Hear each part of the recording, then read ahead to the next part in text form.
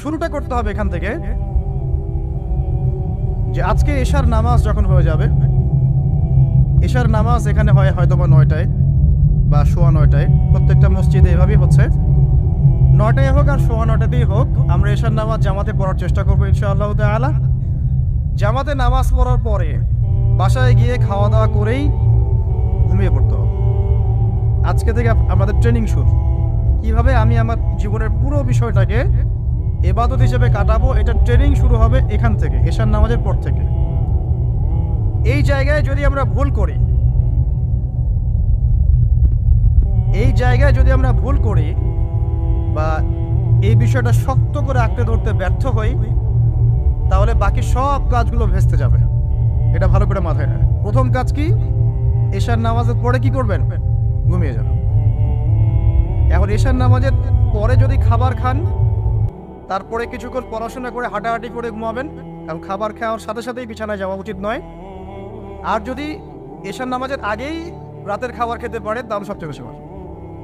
এইটাই সুন্নতসম্মত, এশার নামাজের আগেই রাতের খাবার খেয়ে ফেলা, মাগরিব থেকে এশার মধ্যেই রাতের খাবার খেয়ে ফেলা, তারপরে মসজিদে এসে নামাজ পড়ে বাসায় গিয়ে ঘুমানো, এটা সবচেয়ে বেস্ট।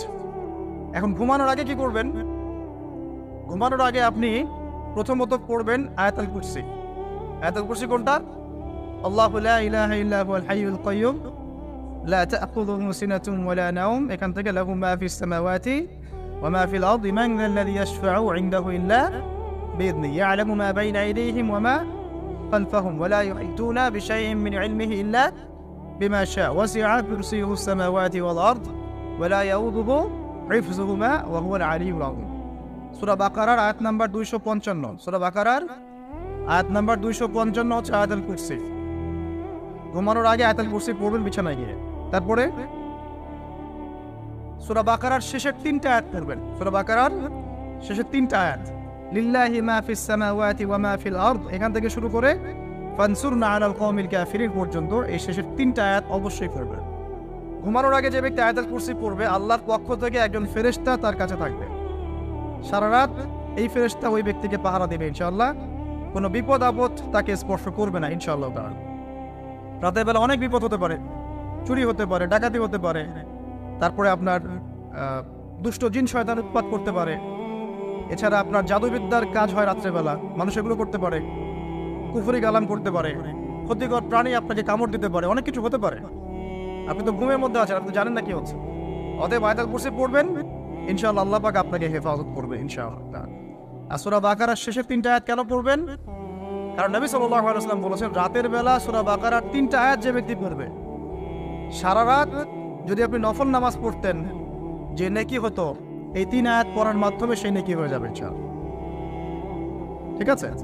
সারা রাত ধরে নফল নামাজ পড়া কি কষ্টকর না?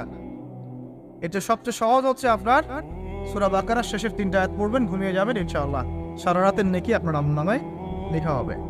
এইগুলো শুধু বললেই হবে না আর শুনলেই হবে না, আমল করতে হবে কবে থেকে? ইনশাআল্লাহ আজকে থেকে। আল্লাহ পাক সবাইকে আমল করার তৌফিক দান করুন, আমিন। এরপর কি করবেন? এরপর 3 কুল পড়বেন। কয় কুল? 3 কুল। কোনটাকে 3 কুল বলে? বিসমিল্লাহির রহমানির রহিম, কুল হুয়াল্লাহু আহাদ, এটা একটা। কুল আউযু বিরাব্বিল ফালাক, এটা একটা। কুল আউযু বিরাব্বিন নাস, এটা একটা। এই 3টা সূরা কার মুখস্থ নাই? এমন কেউ কি আছে যে এই 3টা সূরা মুখস্থ নাই? আছে? যদি থাকে তার গলায় দড়ি দেওয়া উচিত। যদি এমন কেউ থেকে থাকে মুসলিম সমাজে যার এই 3 কুল মুখস্থ নাই, তার গলায় দড়ি দেওয়া উচিত, লজ্জায়। আত্মহত্যা করতে উৎসাহিত করছি না। ও যে পরীক্ষার রেজাল্ট খারাপ হলে আত্মহত্যা করে না, দেখেন না? তারও আগে তো তোমার লটকানো উচিত ছিল এই জন্য যে তুমি 3 কুলই পড়তে পারো না। মুসলিম সমাজে বড় হয়ে মুসলিম পরিবারে জন্মগ্রহণ করে 3 কুল যে পড়তে পারে না, তার কি দরকার আছে? বেঁচে থাকার কি? কোন মুখ নিয়ে আল্লাহর সামনে দাঁড়াবেন? কোন মুখ নিয়ে নবী সাল্লাল্লাহু আলাইহি ওয়াসাল্লামের সামনে যাবে? ইয়া রাসূলুল্লাহ, আপনার উপরে পুরো 30 পারা কোরআন নাযিল হয়েছিল, আমি 3 কুলই মুখস্থ করতে পারি নাই, আমার জন্য সুপারিশ করেন। এই কথা কোন মুখ নিয়ে বলতে যাবে? তবে কোরআন একটা কিতাব, আলহামদুলিল্লাহ। একজন হিরোইন খোরে দেখবেন সূরা ফাতিহা পড়তে পারে, তাই না? একজন হিরোইন খোরকেও দেখবেন সূরা ফাতিহা বলতে পারে। কোরআনের মুজিজা, সবার মনের মধ্যে আল্লাহ পাক কোরআন ঢুকিয়ে দিবে, তবে চেষ্টা থাকতে হবে না?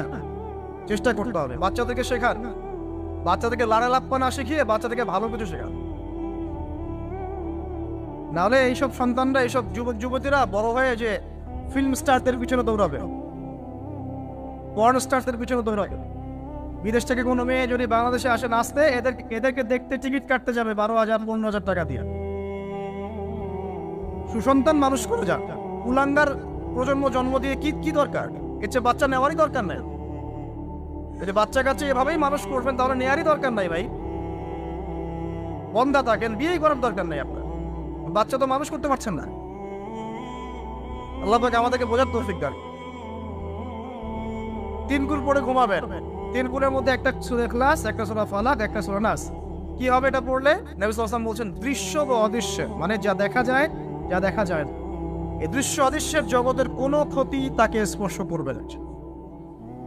প্রোটেকশন, আল্লাহর পক্ষ থেকে প্রোটেকশন। আর এটা যখন রাতে পড়বেন তখন এভাবে পড়বেন, একবার সূরা ইখলাস, কুল হুয়াল্লাহু আহাদ, তারপর সূরা ফালাক, কুল আউযু বিরাব্বিল ফালাক, তারপর সূরা নাস, কুল আউযু বিরাব্বিন নাস করে 2 হাত একত্রিত করে ফু দিবেন।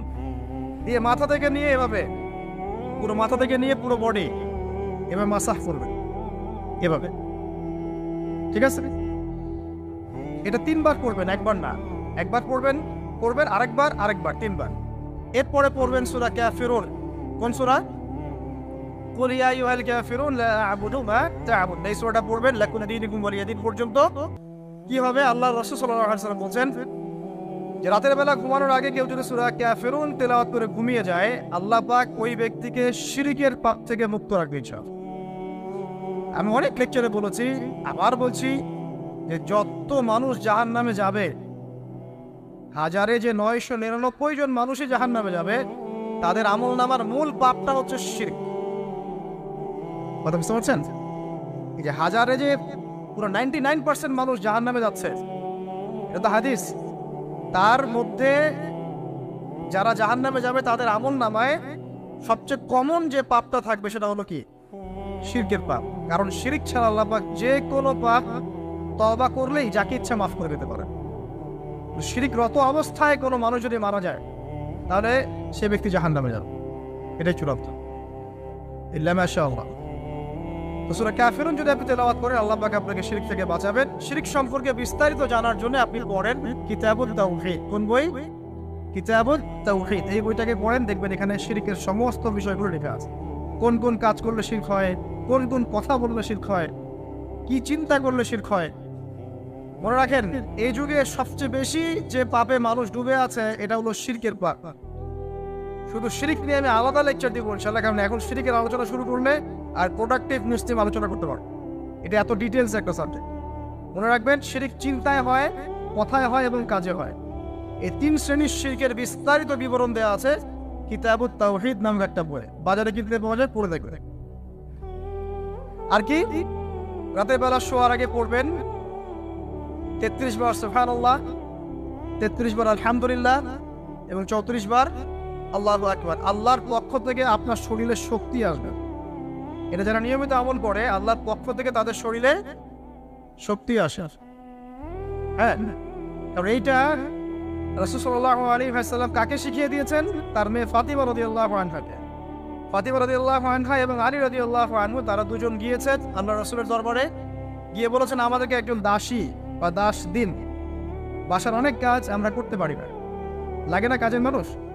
নবী সাল্লাল্লাহু আলাইহি ওয়াসাল্লাম বলছেন যে আমি কি তোমাদেরকে এমন কিছু শিখিয়ে দিব যেটা তোমাদের এই দাস দাসের অভাব পূরণ করে দিবে, প্রয়োজন হবে না? অবশ্যই শিখিয়ে দিন। তখন নবীজি শিখালেন সাল্লাল্লাহু আলাইহি ওয়াসাল্লাম যে ঘুমানোর আগে 33 বার সুবহানাল্লাহ পড়বে, 33 বার আলহামদুলিল্লাহ এবং 34 বার আল্লাহু আকবার। তোমাদের দাস দাসের প্রয়োজন হবে না ইনশাআল্লাহ। ওর ব্যাখ্যায় অনেক ওলামায়ে কেরাম বলেছেন যে এটা নিয়মিত আমল করতে থাকলে রোগ ব্যাধি কম হয়, শরীরে শক্তি আসে, এনার্জি বাড়ে, আপনি নিজের কাজ নিজেই করতে পারবেন ইনশাআল্লাহ। আসুন সামনে যাই। এরকম ঘুমানোর আরো বেশ কিছু আমল আছে, আমি অল্প কয়েকটা বললাম, এগুলোই করা শুরু করেন, আল্লাহ তৌফিক দান করবেন। আর যদি পরে ওযু করে ঘুমাতে পারলে আরো বেশি ভালো হয়। এবার আপনি ঘুমাচ্ছেন ডান কাত হয়ে, কি পড়বেন এই সময়? আল্লাহুম্মা বিসমিকা আমুতু ওয়া আহইয়া, আলহামদুলিল্লাহ, দোয়া সবার মুখস্থ আছে।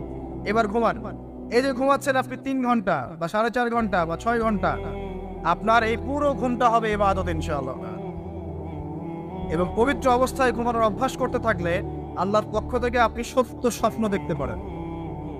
এখনকার সায়েন্স এগুলো বিশ্বাস করে না, আর এই সায়েন্সকে নিয়ে আমার কোনো মাথা ব্যথাও লাগে, কারণ এই আজকে একটা কথা বলে কালকে একটা কথা বলে, ঠিক আছে?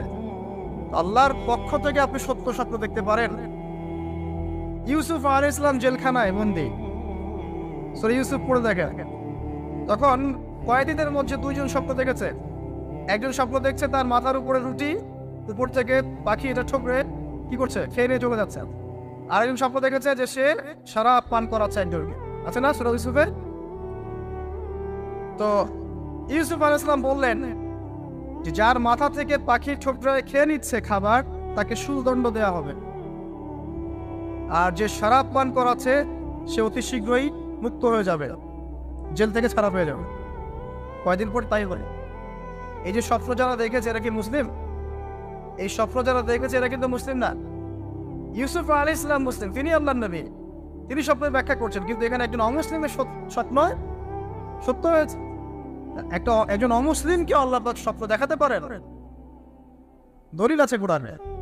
সত্য স্বপ্ন বলে একটা বিষয় আছে, যেটার জন্য অবশ্যই আল্লাহর পক্ষ থেকে নূর দরকার, স্বচ্ছ একটা মন দরকার, কনফিন সালিম দরকার, বেশি বেশি আমল দরকার, হ্যাঁ, আধ্যাত্মিকত্ব দরকার, আল্লাহর মারিফাত দরকার। তারপরে ইনশাআল্লাহ সত্য স্বপ্নের প্রশ্ন আসবে। সারাদিন টিভি দেখে, গান সিরিয়াল দেখে, গালিগালাজ করে, গীবত তহমত করে, খোঁচাখুচি করে, চুলাচুলি করে, এদের সাথে সত্য স্বপ্নের কি সম্পর্ক? এদের কিন্তু শয়তান স্বপ্ন দেখা। কথা বুঝতে পারছেন? ফজরের নামাজের পরে নবী সাল্লাল্লাহু আলাইহি ওয়াসাল্লাম বসে থাকতেন, সাহাবীরা তাকে বলতেন কে কোন স্বপ্ন দেখেছেন তিনি বলতেন, এবং তিনি স্বপ্নের ব্যাখ্যা